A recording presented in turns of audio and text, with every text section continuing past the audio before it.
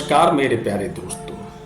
पहलगाम में आतंकवादी हमले के बाद भारत और पाकिस्तान के बीच में जो युद्ध छिड़ा था उसमें भारत ने एक बहुत बड़ी चूक कर दी, यानी एक बहुत बड़ा अवसर गवा दिया। जो सन 1947 में पंडित जवाहरलाल नेहरू ने जो गलती की थी, सेम वही गलती आज हमारे देश के प्रधानमंत्री नरेंद्र मोदी ने भी उस गलती की पुनरावृत्ति करी है। मैंने आज इसी संदर्भ में ये वीडियो बनाया है। बात की हैरानी है कि मोदी जी से इतनी बड़ी कैलकुलेशन मिस्टेक कैसी हो गई। ये मोदी जी की गलती को विस्तार से जानते हैं और शुरू करते हैं अपना।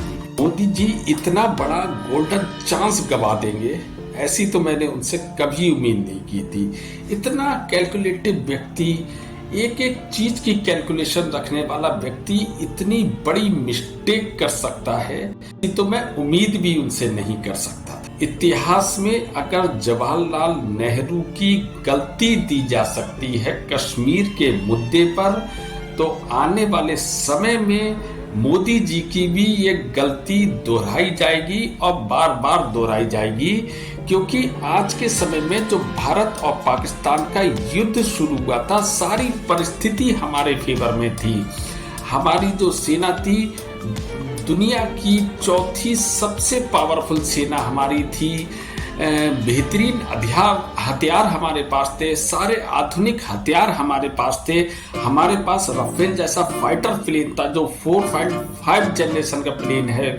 हमारे पास S-400 जैसा एयर डिफेंस सिस्टम था।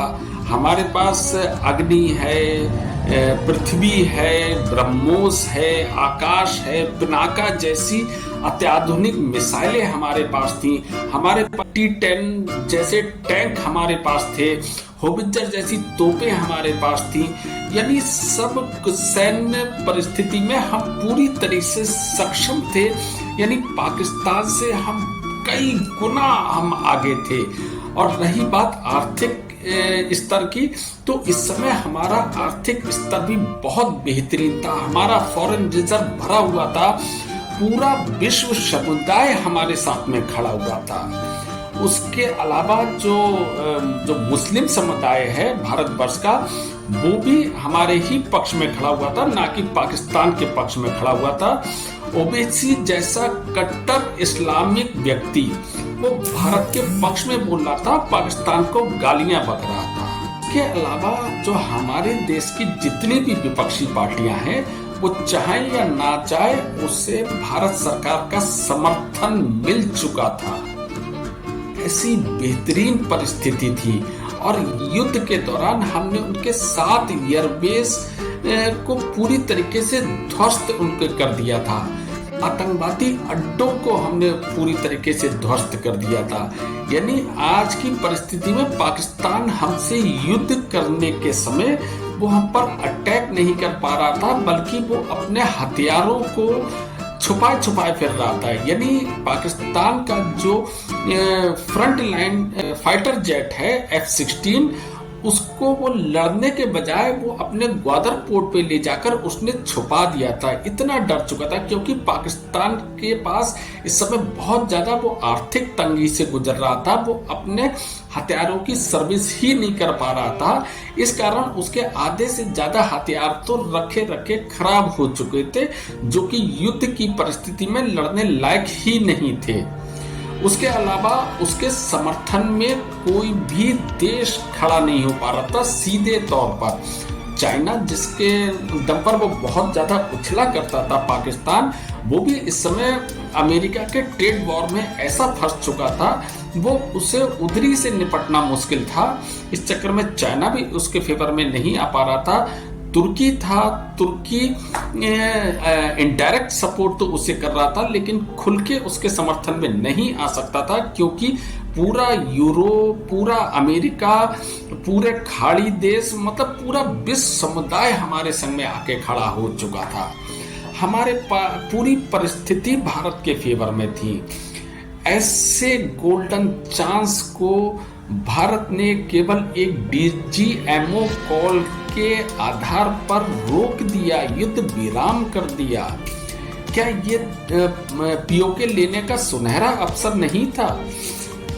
यही तो मौका था।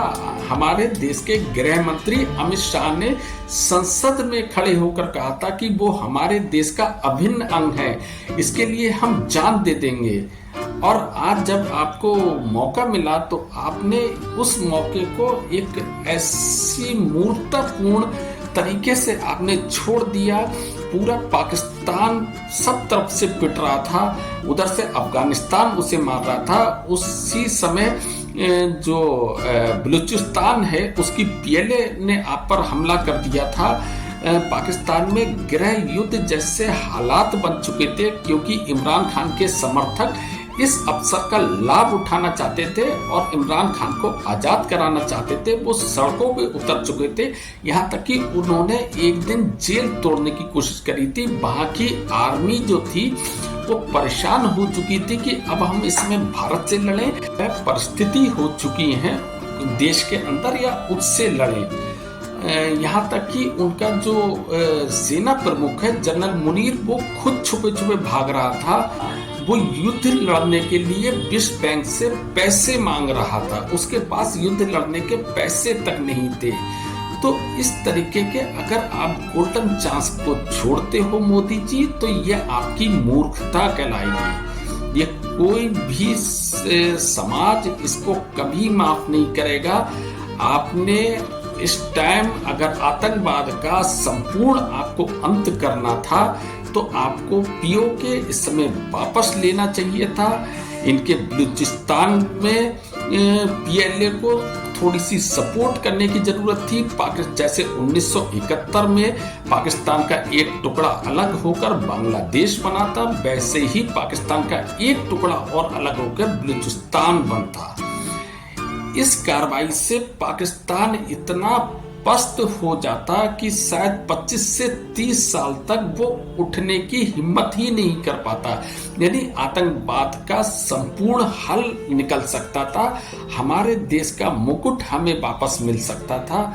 और आपने इस गोल्डन चांस को गवाकर आपका भी इतिहास में ही नाम दर्ज होगा। जब भी कभी आगे चर्चा होगी तो मोदी जी ने भले ही कितने बेहतरीन काम करे हो, लेकिन इस गलती को भी उनकी हमेशा याद रखा जाएगा। जब सारी परिस्थितियां हमारे फेवर में थी, उस समय आपने इस चांस को छोड़ दिया था। आपको किस चीज का डर था? वो उनकी जितनी भी जो मिसाइलें थी, उनकी मेन मिसाइल जो थी वो गौरी और गजनबी जो मिसाइलें थी वो हमारे देश में एंटर ही नहीं कर पा रही थी, क्योंकि हमारा S-400 एयर डिफेंस सिस्टम इतना बेहतरीन था। दुनिया का सबसे अच्छा एयर डिफेंस सिस्टम इस समय हमारे पास था। यानी उन्हें LOC के पार ही मार के उनकी सारी मिसाइलों को गिरा दिया जा रहा था। अगर पाकिस्तान ऐसी परिस्थिति में परमाणु हमला भी अगर हमारे ऊपर करता तो वो करता तो उन मिसाइलों के जरिए ना। ऐसा तो हो नहीं सकता कि परमाणु बम को लेके आता और फिर पटाखों की तरह से भट्टे से फोड़ देता। जब वो मिसाइलें हमारे देश में एंटर ही नहीं कर पा रही थी तो वह हमारे देश में परमाणु बम तो इस समय गिरने का कोई मतलब ही नहीं था। यानी अगर वो परमाणु बम चलाता तो उनका परमाणु बम उन्हीं के ऊपर विस्फोट हो जाता, उन्हीं के ऊपर वो परमाणु बम गिरता। यानी आपको परमाणु बम तक का कोई समय डर नहीं था। पूरे विश्व समुदाय चाहे या नहीं चाहे आपके अगेंस्ट खड़े होने की हिम्मत नहीं कर सकता था। जितना शक्तिशाली भारत आज के समय में है, इतना कभी इतना शक्तिशाली भारत नहीं रहा है। यदि कुछ लोगों का कहना है कि अमेरिका ने भारत के ऊपर दबाव बनाया कि अगर आप युद्ध नहीं रोकोगे तो हम आपसे व्यापार खत्म कर देंगे। भाई साहब, आज पूरी दुनिया में कोई सा भी देश बिना भारत के साथ व्यापार करे नहीं रह सकता। अगर अमेरिका हमारे साथ व्यापार नहीं करेगा तो हमारी आर्थिक स्थिति पे जो फर्क पड़ेगा उसकी खुद की आर्थिक स्थिति डावाडोल हो जाएगी, उसकी खुद की GDP बहुत नीचे आ जाएगी। तो अमेरिका ये बात केवल कह सकता है लेकिन खुले तौर पे नहीं कर सकता, क्योंकि दुनिया की सबसे बड़ी जो मार्केट है वो इंडिया ही तो है। पूरी दुनिया जो व्यापार करना चाहती है समय सबसे ज्यादा वो इंडिया के साथ ही व्यापार करना चाहती है। इसलिए इंडिया के अगेंस्ट आपकी परिस्थिति में कोई भी खड़ा होने की हिम्मत ही नहीं कर सकता था। सब कुछ बेहतरीन था। हमारे पास नेशनल सिक्योरिटी एडवाइजर बेहतरीन था, हमारे पास विदेश मंत्री बेहतरीन थे, हमारे पास सेना प्रमुख हमारे बेहतरीन थे, पूरी सेना बेहतरीन थी हमारी, सब कुछ सब में जोश में हाई था। हम लगातार उन पर टके 3 दिन में हमने पाकिस्तान को घुटने पे लाके खड़ा कर दिया था। अगर ये 15 दिन अगर आप इस चीज को और चला लेते तो पाकिस्तान की पूरी कमर टूट जाती। उसके पास उसके लड़ना तो छोड़िए, उसके पास अपने खाने तक के पैसे नहीं बचते। तो पूरा संपूर्ण अंत इस समय आतंकवाद का हो सकता था। जब किसी देश के पास खाने तक के पैसे नहीं बचेंगे तो वो आतंकवाद कैसे करेगा, वो उन्हें हथियार कहां से मुहैया कराएगा, वो किस तरीके से चलेगा। तो इन्हीं संपूर्ण आतंकवाद का अंत इसी समय हो सकता था जब युद्ध चालू हो ही गया था। तो आपको पूर्ण युद्ध में इस समय जाना था, पूरी तरीके से युद्ध में उतरना था और इसका संपूर्ण हल आपको करना था, क्योंकि परिस्थितियां पूरे आपके पक्ष में थी।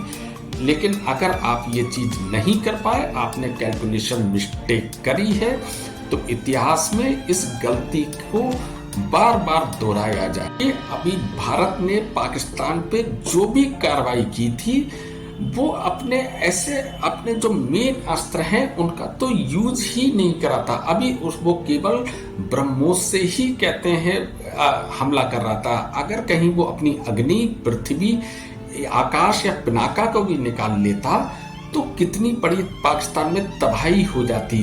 पाकिस्तान का एयर डिफेंस सिस्टम बिल्कुल बेकार साबित हुआ, किसी तरीके का कोई वो वर्क ही नहीं कर रहा था, क्योंकि उसके हथियारों की बहुत टाइम से सर्विस ही नहीं हो पाई थी।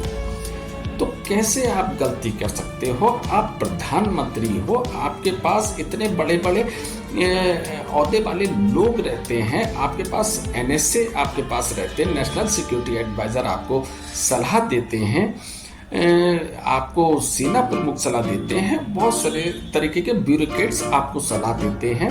फिर आपने इतनी बड़ी गलती कैसे कर दी? इस समय आपको ना तो परमाणु बम का कोई खतरा था, ना किसी देश से दूसरे देश का आपको खतरा था। उसके जो पाकिस्तान जो हमारी तरफ ड्रोन भेज रहा था, इतने ज्यादा ड्रोन भेजने के बाद भी एक भी ड्रोन LOC को क्रॉस तक नहीं कर पाया था। इतना बेहतरीन एयर डिफेंस सिस्टम था, लेकिन आपने उधर के DGMO ने, हमारे DGMO ने से बात करके युद्ध विराम का प्रस्ताव रखा और आपने सीधे सीधे उसे मान लिया। इतने बड़े मौके को आपने अवसर में बदलने के बजाय पूरी तरीके से तहस नहस कर दिया एक DGMO की कॉल। क्या कैलकुलेशन आपने बिगाड़ कर रखी थी? आपसे उम्मीद नहीं की जा सकती थी मोदी जी।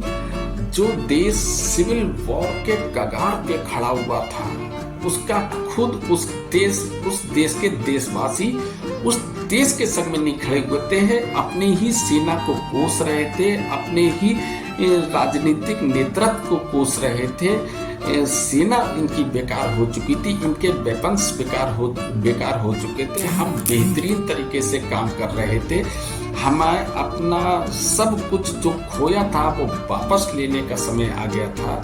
जो गलती नेहरू जी ने, मैंने पहले भी शुरू में कहा था, जो गलती नेहरू जी ने करी थी, यानी 1947 में कबालियों के बेस में पाकिस्तानी सैनिकों ने जो कश्मीर पर हमला करा था और वो श्रीनगर तक आ गए थे, और जब हमारी सेना ने उनसे मोर्चा संभाला तो हल्के हल्के हम उसकी सेना को पीछे धकेलते चले जा रहे थे। कुछ ही समय और बचा था, नेहरू ने किसी की नहीं सुनी और वो सीधे UNO चले गए, और उसका जो परिणाम आया, UNO ने कश्मीर में यथा स्थिति घोषित कर दी, यानी जिसकी सेना इस समय जहां पर है वहीं पर यथा स्थिति स्थापित कर दी जाए।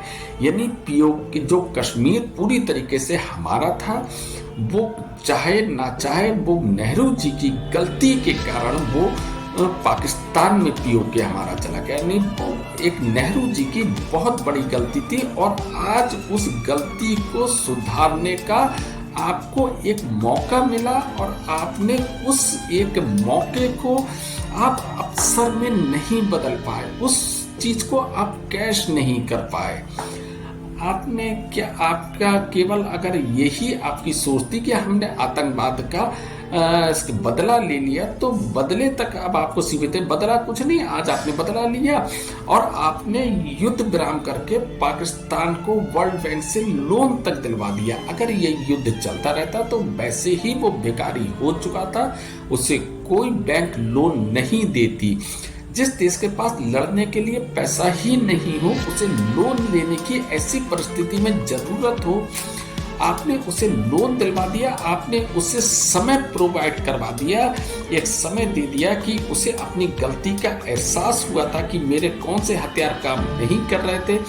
अगर ये युद्ध अगर कुछ समय और आगे बढ़ता है या कुछ समय बाद होता है तो शायद परिस्थिति और बदल सकती है। अगर हो सकता है वो नए या डिफेंस सिस्टम लेके खड़ा हो जाए, हो सकता है वो कुछ नए हथियार कलेक्ट कर ले, जो उसे लोन मिला है उससे आपने से चूक हुई है और बहुत चूक हुई है। मैं अपनी सरकार के पक्ष में हमेशा खड़ा रहा हूं, लेकिन अगर मेरी सरकार कुछ गलत करती है तो मैं उसका भी पुरजोर विरोध करता हूं। बाकी आपको क्या लगता है, आप कमेंट्स बॉक्स में प्लीज बताना। बाकी अगर मेरी बात से आप सहमत हो तो प्लीज आप मेरा चैनल सब्सक्राइब करना, लाइक करना।